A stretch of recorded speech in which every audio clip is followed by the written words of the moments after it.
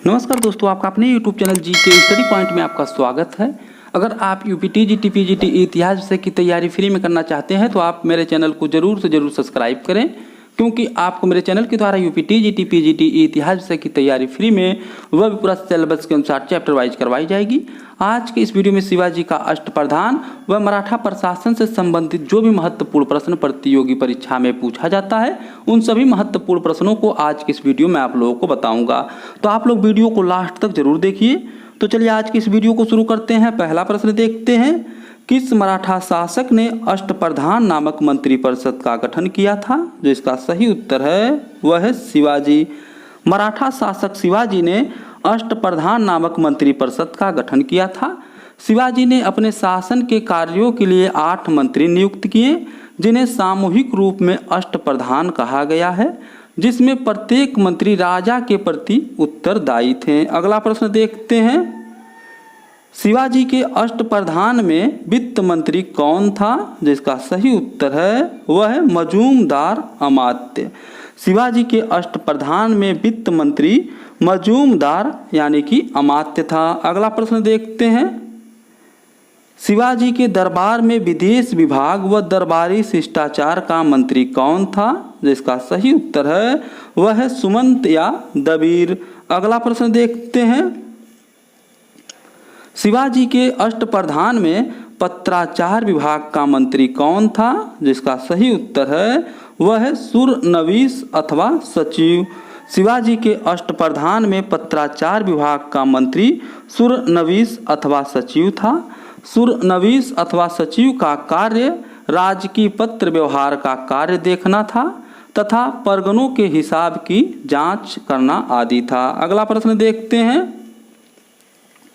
शिवाजी के अष्टप्रधान में प्रधानमंत्री किस विभाग का मंत्री था? जिसका सही उत्तर है वह है पेशवा। अगला प्रश्न देखते हैं, शिवाजी के अष्टप्रधान में प्रधानमंत्री को क्या कहा जाता था? जिसका सही उत्तर है वह है पेशवा। शिवाजी के अष्टप्रधान में प्रधानमंत्री को पेशवा कहा जाता था। पेशवा राजा का प्रधानमंत्री होता था। पेशवा का कार्य संपूर्ण राज्य के कार्य का देखभाल करना था। अगला प्रश्न देखते हैं, शिवाजी के अष्टप्रधान में राजा की अनुपस्थिति में राजा के कार्यों की देखभाल कौन करता था? जिसका सही उत्तर है वह है पेशवा। शिवाजी के अष्टप्रधान में राजा की अनुपस्थिति में राजा के कार्यों की देखभाल पेशवा करता था। अगला प्रश्न देखते हैं, शिवाजी के अष्टप्रधान में सरकारी पत्रों तथा दस्तावेजों पर राजा की मुहर के नीचे किसकी मुहर लगती थी? जिसका सही उत्तर है वह है पेशवा। शिवाजी के अष्टप्रधान में सरकारी पत्रों तथा दस्तावेजों पर राजा की मुहर के नीचे पेशवा की मुहर लगती थी। अगला प्रश्न देखते हैं, शिवाजी के अष्टप्रधान में राजा के दैनिक कार्य तथा दरबार की प्रतिदिन की कार्यवाही का विवरण कौन रखता था? जिसका सही उत्तर है वह है वाक्यानवीस अथवा मंत्री। अगला प्रश्न देखते हैं, शिवाजी के अष्टप्रधान में आधुनिक गृह मंत्री के समान कौन था? जिसका सही उत्तर है वह है वाक्यानवीस अथवा मंत्री। अगला प्रश्न देखते हैं, शिवाजी के अष्टप्रधान में सेना की भर्ती, संगठन, शिक्षा, शास्त्रों और रसद की व्यवस्था करना किसका कार्य था? जो इसका सही उत्तर है वह है सेनापति अथवा सर-ए-नौबत। शिवाजी के अष्टप्रधान में सेना की भर्ती, संगठन, शिक्षा, शास्त्रों और रसद की व्यवस्था करना सेनापति अथवा सर-ए-नौबत का कार्य था। अगला प्रश्न देखते हैं, शिवाजी के अष्टप्रधान में न्याय विभाग का मंत्री कौन था? जो इसका सही उत्तर है वह है न्यायाधीश। शिवाजी के अष्टप्रधान में न्याय विभाग का मंत्री न्यायाधीश था। न्यायाधीश यह मुख्य न्यायाधीश होता था राजा के बाद। इसके अधिकार क्षेत्र में राज्य के समस्त दीवानी तथा फौजदारी के मामले आते थे। अगला प्रश्न देखते हैं, शिवाजी के अष्टप्रधान में विद्वानों और धार्मिक कार्यों के लिए दिए जाने वाले अनुदानों का दायित्व कौन निभाता था? जिसका सही उत्तर है वह है पंडित राव। अगला प्रश्न देखते हैं, किस शासक की नियमित और व्यक्तिगत सेना की टुकड़ी पागा और बरगीर के नाम से जानी जाती थी? जो इसका सही उत्तर है वह है शिवाजी। मराठा शासक शिवाजी की नियमित और व्यक्तिगत सेना की टुकड़ी पागा और बरगीर के नाम से जानी जाती थी। अगला प्रश्न देखते हैं, मराठा साम्राज्य में कौन सैनिक थे जो अपने साजो सामान की व्यवस्था स्वयं करते थे? जो इसका सही उत्तर है वह है सिलेदार। अगला प्रश्न देखते हैं, मराठा साम्राज्य में पैदल सैनिक को किस नाम से जाना जाता था? जो इसका सही उत्तर है वह है पाइक। मराठा साम्राज्य में पैदल सैनिक को पाइक के नाम से जाना जाता था। अगला प्रश्न देखते हैं, मराठा साम्राज्य में किले की सुरक्षा किसके अधीन थी? जो इसका सही उत्तर है वह है हवलदार। मराठा साम्राज्य में किले की सुरक्षा हवलदार के अधीन थी। अगला प्रश्न देखते हैं, मराठा साम्राज्य में प्रांतीय प्रशासन किस नाम से जाने जाते थे? जो इसका सही उत्तर है वह है सरकार कून।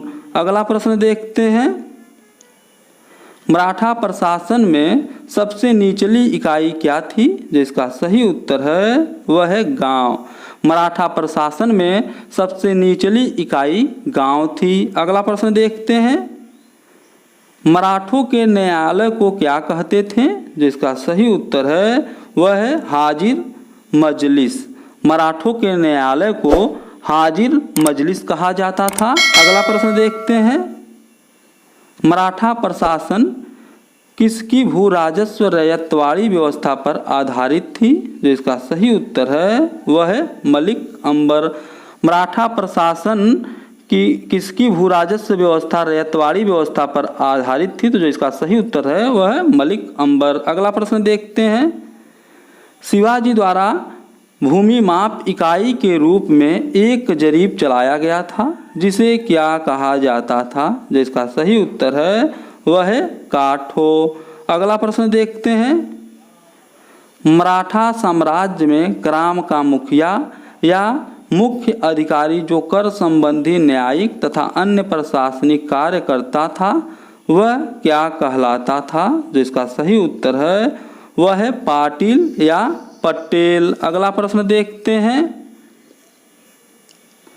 मराठा साम्राज्य में भूमि का लेखा जोखा कौन रखता था? जिसका सही उत्तर है वह है कुलकर्णी लेखपाल।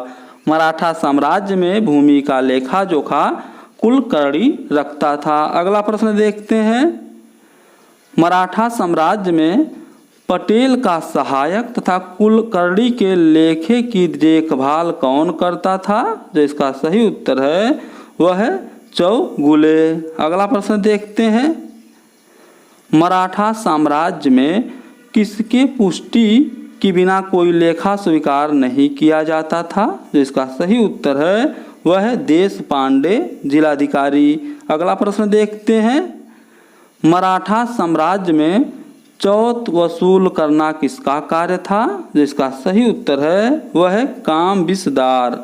मराठा साम्राज्य में चौथ वसूल करना काम विसदार का कार्य था। मेरा अगला टॉपिक होगा प्राचीन इतिहास।